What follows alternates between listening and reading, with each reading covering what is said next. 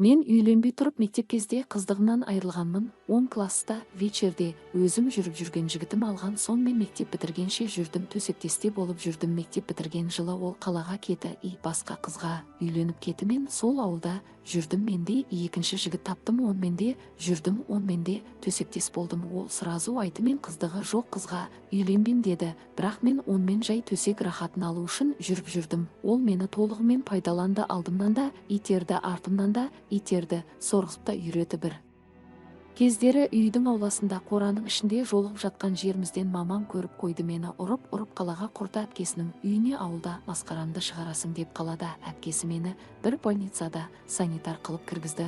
Онда тыныш жүрмей сол жердің сантехник жігіттер еркектермен жаймен жүріп жүрдім. Солай жүріп жүргенде жас жігітпен жолығып, ол маған ғашық болып, мен оған ғашық болдым. Сосын сонымен махаббат басталды. Сол жігіт алатын болды, бірақ ол жігіт жағдайы төмен болатын. Маған деген қалың мал жинап жүрім, алам сені деп жүрді. Бір кезде бір сөз естідім, мені сонда істейтін бір кісі өзінің бауырына інісіне алып бермекші екен. Сыртай көрсетіп мен жігітке тездетіп, маған үйленбесең мені алып қашат дедім. Ол ақша іздеп жұмыстың түр-түрін істеп жүрді. Түнгі смендемін. Жаңағы кісі жұмыстасым, магазинге барып келік деді. Мен ойымда ештеңе жоқ, магазин больницаның жолының ар жақ беті еді, жақын барсақ барайық дедім. Жолға шыққанымыз сол еді. Мені баса көктеп машинаның ішіне кіргізді. Мен айқайлап сотатам сендерді деп айқайға бастым.